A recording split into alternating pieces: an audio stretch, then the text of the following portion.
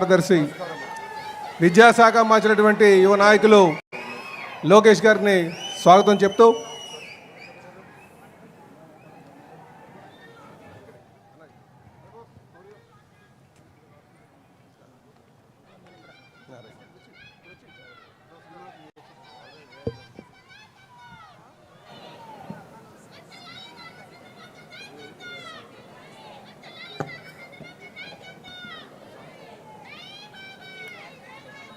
పట్టభద్రులందరూ కూడా ఎంతో నమ్మకంతో మరి కూటమి ప్రభుత్వం చంద్రబాబు నాయుడు గారి నాయకత్వంలో వాళ్ళందరికీ న్యాయం జరుగుతుందని వాళ్ళ హక్కుల రక్షణకు ఏదైతే వారు పోరాటాలు చేసి మరి ఆ రోజు జగన్మోహన్ రెడ్డి గారి ప్రభుత్వంలో ప్రభుత్వ ఉపాధ్యాయ ఉద్యోగులు వాళ్ళ హక్కుల గురించి పోరాడితే కేసులు పెట్టే పరిస్థితి.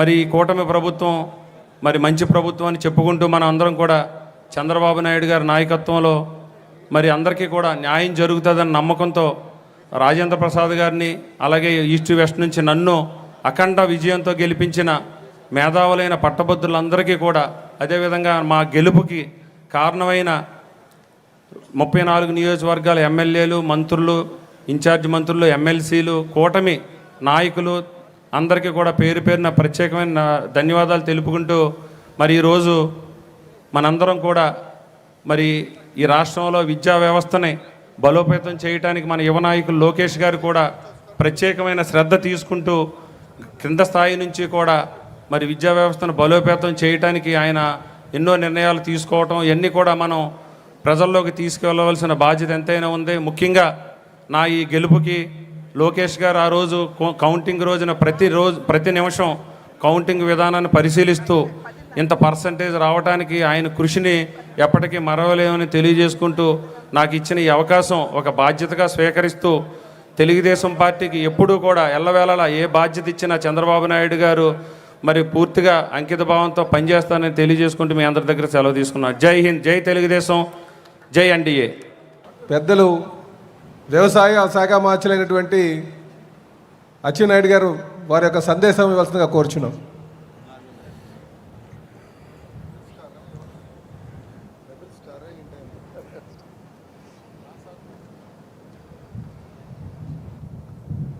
తూర్పు పశ్చిమ గోదావరి జిల్లాలు, కృష్ణా గుంటూరు జిల్లాలకు సంబంధించి పట్టభద్రుల శాసన మండలి ఎన్నికల్లో విజయదుందుబి మోగించి తెలుగుదేశం పార్టీ కేంద్ర కార్యాలయంలో విజయోత్సవ సభని జరుపుకుంటున్నాం. ఈ సభకి అధ్యక్షులు, రాష్ట్ర తెలుగుదేశం పార్టీ అధ్యక్షులు శ్రీ పల్లా శ్రీనివాసరావు గారు, యువ నేత, మనందరి నేత, జాతీయ ప్రధాన కార్యదర్శి, విద్యాశాఖ మంత్రి గారు శ్రీ లోకేష్ బాబు గారు, జనసేన పొలిటికల్ కమిటీ చైర్మన్ గౌరవ మంత్రివర్యులు శ్రీ నాదెండ్ల మనోహర్ గారు, బీజేపీ సీనియర్ నేత, ఆరోగ్య శాఖ మంత్రివర్యులు శ్రీ సత్యకుమార్ యాదవ్ గారు, వేదిక పైన ఉన్నటువంటి సహచర మంత్రివర్గ సభ్యులు, మనందరి అభిమానంతో 4 జిల్లాల్లో ఉన్నటువంటి యువత ఆశీర్వాదంతో ఆంధ్రప్రదేశ్ చరిత్రలో ఎప్పుడూ రానటువంటి మెజార్టీతో విజయం సాధించినటువంటి ఆలపాటి రాజేంద్ర ప్రసాద్ గారు, రాజశేఖర్ గారు, గౌరవ శాసనసభ్యులు, శాసన మండల సభ్యులు, కూటమి నాయకులు, సోదరీమణులారా, పాత్రికేయ మిత్రులారా, అందరికీ పేరు పేరున హృదయపూర్వకమైనటువంటి నమస్కారాలు, అభినందనలు తెలియజేస్తున్నాను. ఈరోజు చాలా ఆనందంగా ఉంది. తెలుగుదేశం పార్టీ ఎప్పుడు కూడా శాసన మండలి ఎన్నికల్లో అంత ప్రాధాన్యత తీసుకోలేదు. మన యువ నాయకుడు శ్రీ నారా లోకేష్ బాబు గారు రాజకీయాల్లోకి చురుగ్గా వచ్చిన తర్వాత శాసన మండలి ఎన్నికల్లో కూడా తెలుగుదేశం పార్టీ విజయం సాధించాలి. విజయం సాధించాలంటే ఎన్నికల నోటిఫికేషన్ వచ్చిన తర్వాత ఆదరాబాదరగా క్యాండిడేట్ని సెలక్షన్ చేసి ఎన్నికలకు వెళ్తే విజయాలు రావని చెప్పి ఎప్పుడు ఏ పార్టీ నిర్ణయించిన విధంగా 6 మాసాల ముందే క్యాండిడేట్ని సెలక్షన్ చేసి ఓటర్ని నమోదు చేసి ఒక వినూత్నమైనటువంటి రీతిలో ప్రచారం చేసి ఎప్పుడు ఎన్నికల్లో పోటీ చేసిన తెలుగుదేశం పార్టీ ఎన్డీఏ పార్టీలకి విజయం చేకూర్చాలని పనిచేస్తున్నటువంటి సంగతిని మీ అందరికీ తెలుసు. ఈరోజు కొన్ని రాజకీయ పార్టీలు మీ అందరికీ తెలుసు, ఆ రాజకీయ పార్టీ చెప్పవలసిన అవసరం లేదు, ఆ నాయకుడు పార్టీ చెప్పవలసిన అవసరం లేదు.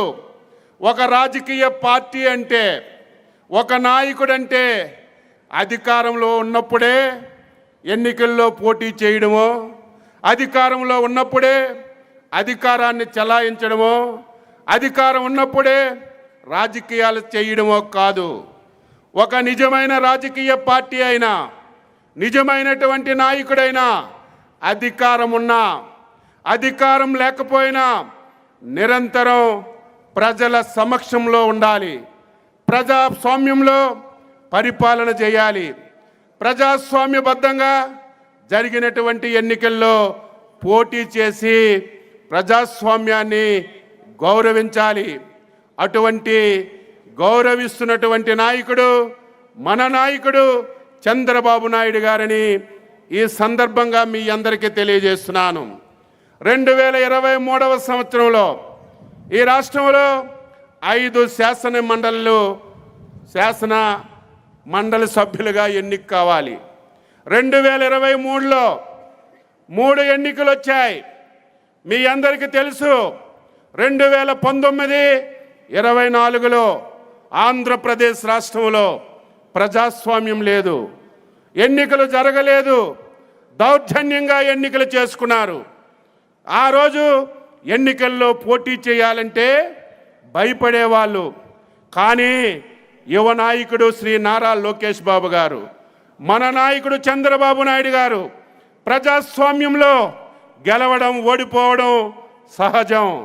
మంది రాజకీయ పార్టీ 40 సంవత్సరాలు ఈ రాష్ట్రాన్ని దేశాన్ని శాసించినటువంటి పార్టీ తప్పనిసరిగా శాసన మండలిలో ఎన్నికల్లో పోటీ చేయాలని ఒక మంచి నిర్ణయం తీసుకొని అధికారం లేకపోయినా సరే 3 శాసన మండలి ఎన్నికల్లో విజయం సాధించినటువంటి పార్టీ మన పార్టీ తెలుగుదేశం పార్టీ అని చెప్పి తెలియజేస్తున్నాను. ఈరోజు అధికారంలో ఉన్న పార్టీ ఈరోజు అధికారంలో లేదు. అధికారంలో లేకపోయేసరికి ప్రజాస్వామ్యం గుర్తు రావడం లేదు, ఎన్నికల్లో పోటీ చేయడం లేదు. ఎన్నికల్లో పోటీ చేయాలంటే అధికారం ఉంటే పోటీ చేస్తామన్నటువంటి దౌర్భాగ్యమైన పార్టీ ఒక రాజకీయ పార్టీ అని చెప్పి తెలియజేస్తున్నాను. ఈరోజు పట్టభద్రుల ఎన్నికలు జరిగాయి 4 జిల్లాల్లో. నిన్న మొన్న మనం చూసాం. ఎప్పుడు కూడా ఆంధ్రప్రదేశ్ రాష్ట్రంలో టీచర్స్ ఎన్నికల్లో ఎప్పుడు మనం పోటీ చేయలేదు. ఎప్పుడు కూడా మనం పోటీ చేసినటువంటి సందర్భాలు లేవు.